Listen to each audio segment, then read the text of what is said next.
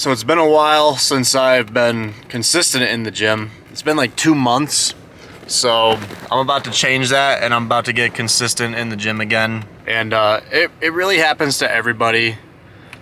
You know, nobody's perfect with hitting the gym consistently like that. You know, everyone takes time off every once in a while. I myself, I'm working on a big project at home, so I was spending a lot of time working on the project and wasn't really keeping up on my meal prepping. I wasn't really keeping up on my diet, and I wasn't really keeping up at the gym.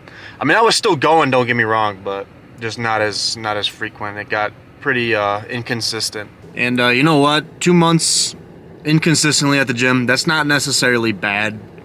You know, I'm not beating myself up about it or anything. It's even if I did lose a little bit of muscle, I can build it back.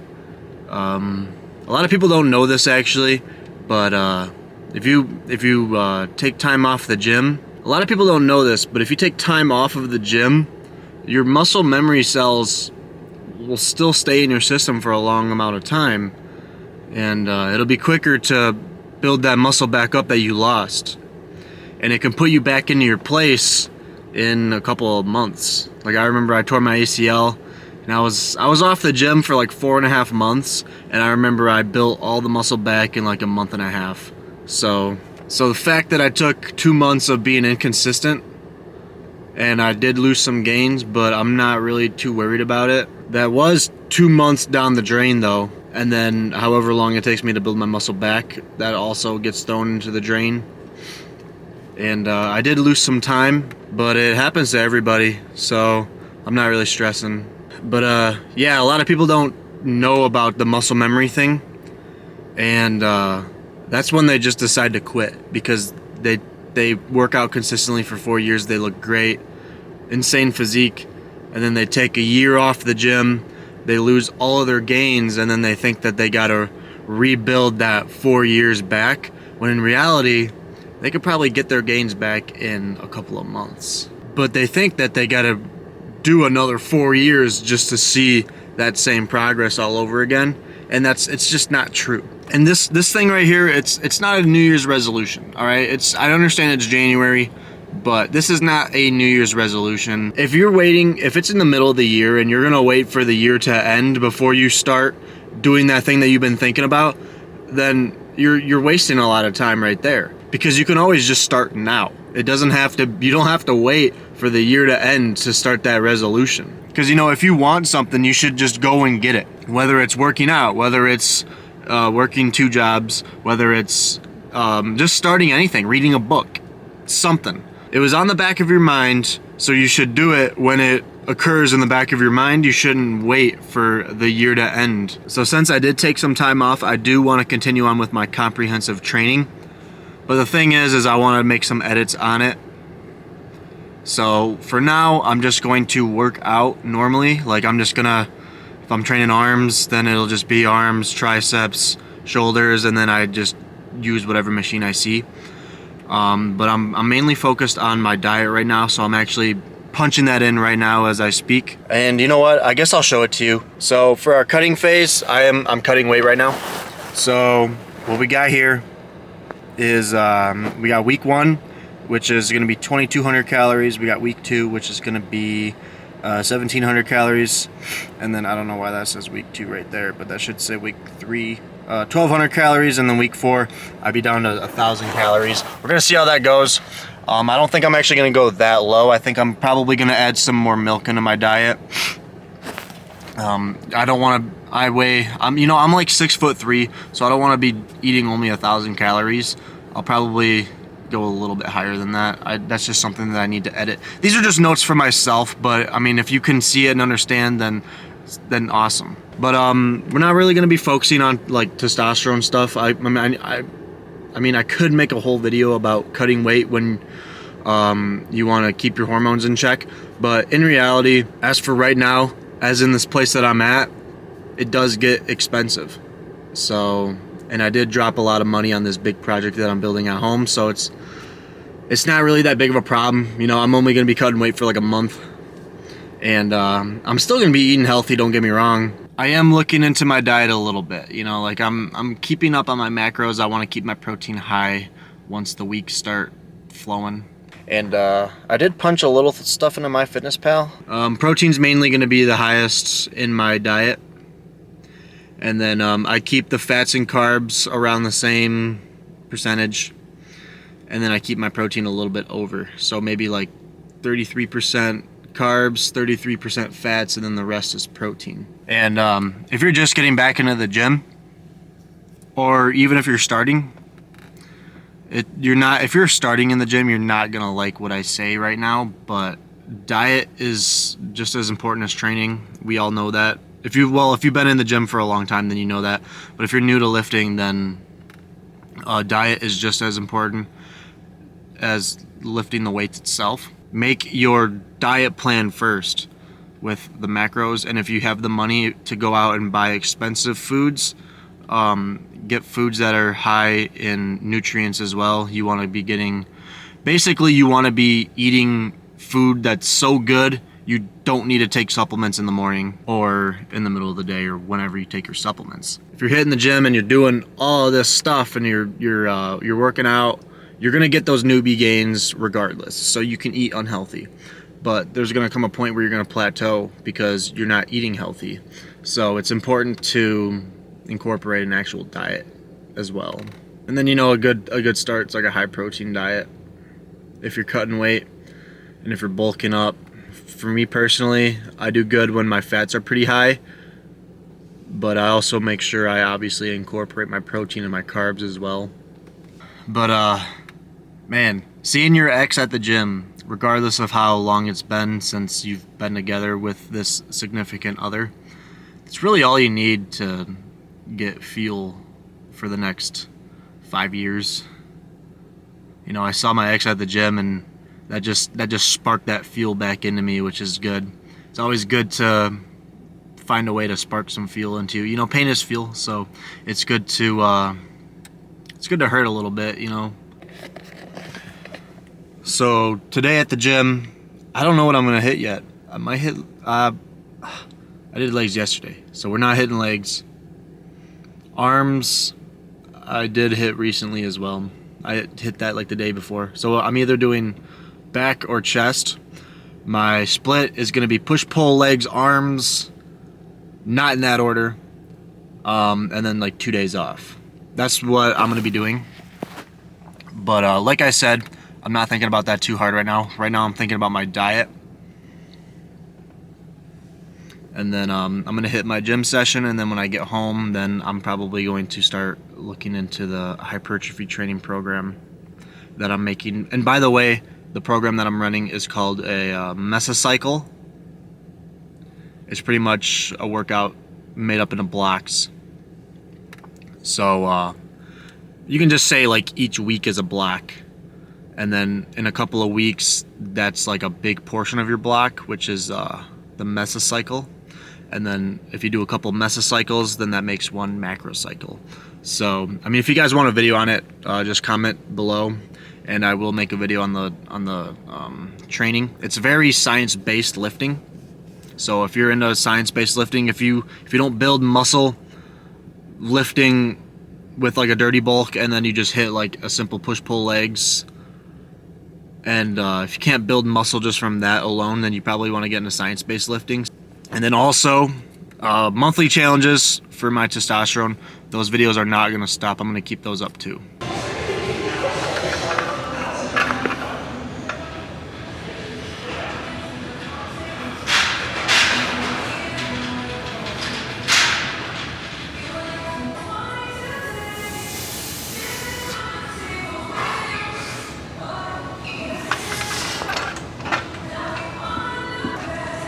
That's something that I need to get up, is my dumbbell bench pressing. I want to get a strong bench, but for some reason, whenever I do go strong, my shoulder always gives out, so I gotta give myself some time for some mobility work. But that was almost to like honest failure. I think on this next set I can go a little bit harder. So I'll take some time to rest, and I'll try to work a little harder on the next set. So with that being said, we're gonna train with endurance reps. I'm gonna try to hit around 20 repetitions, and if I can keep going, then I'll do it. I'll still train to failure. But for the most part, you want to train with endurance reps. You don't want to be training strength-based, which is 4 to 6 reps. You don't want to be training for hypertrophy, which is usually like around 6 to 12.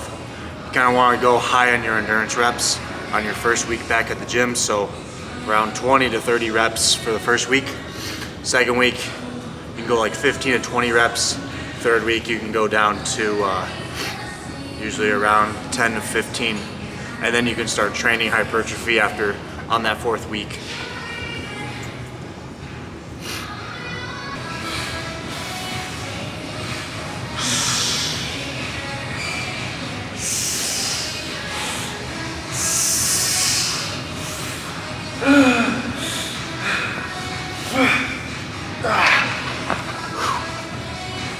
Oh.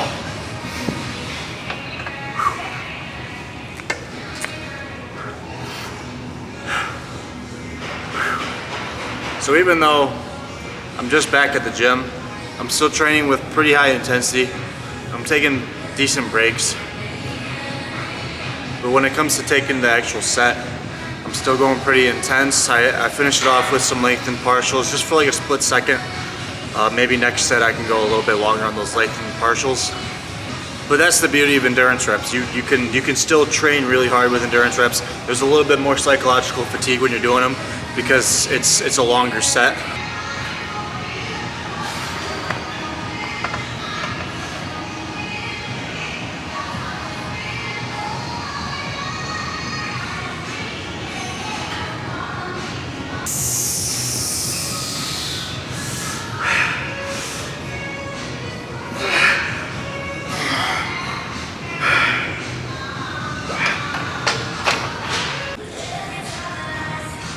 So that was a pretty good set. I give that last set like a 9 out of 10. So next, we're gonna be doing this machine. When you're doing it, make sure that both of these sides are the same.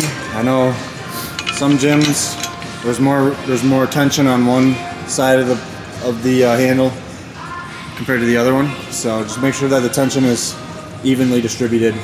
And that goes for any machine in general that has like a two-hand pulley system.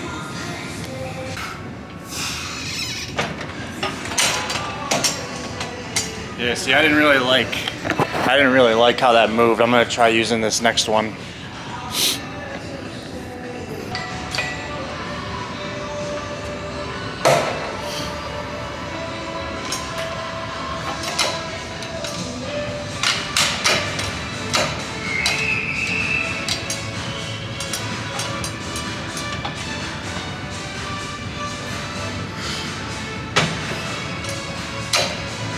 That's much better.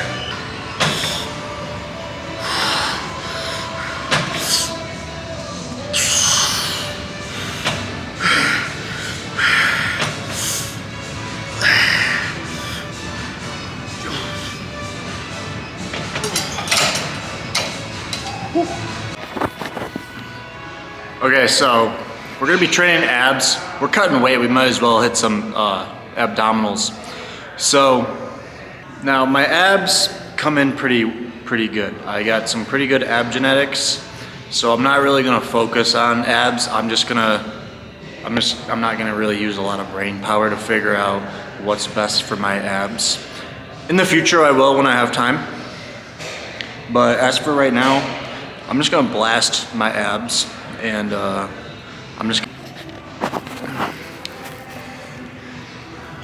So if you have any muscles that grow easily, like let's say your biceps grow easier than your triceps, then you don't need to necessarily focus a lot on your biceps. You don't need to be spending so much time thinking about what's gonna grow your biceps the most. I mean, that goes for any muscle.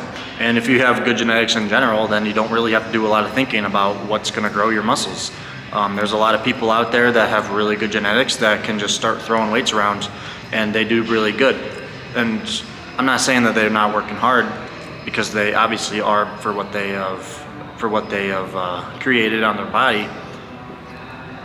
But I mean, just some people out there, they don't need to do a lot of thinking. They can just hit the gym, they can just see some weights and they can just start throwing it around, and as long as they're putting in that work, then it'll come right in. So that's kind of like what I'm doing with the ab machine right now. I'm just hitting it, and I'm just getting it going, you know.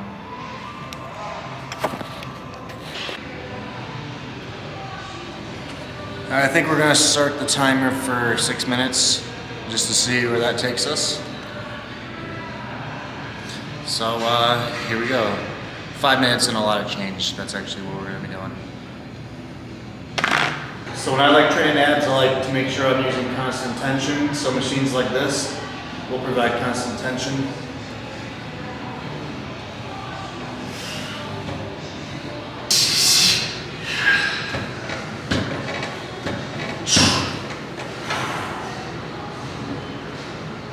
All right, so now we're just on the stair stepper. We're gonna be on it for 20 minutes. This is gonna be a big part of cutting weight, is cardio. So we got it set for 8, and then we're gonna be on this for 20 minutes, and we're gonna burn around 250 calories. So yeah, we're gonna get that done. All right, so we cranked it up to 9, so we can try to get that 250 calories, which we're gonna make it. Pretty good. Sweating pretty hard. You can actually see on the steps. I got water all over the steps. So that'll be a lot of calories that are dropped today. And on top of that, I got a labor job that I go to, so we'll cut some more calories at work.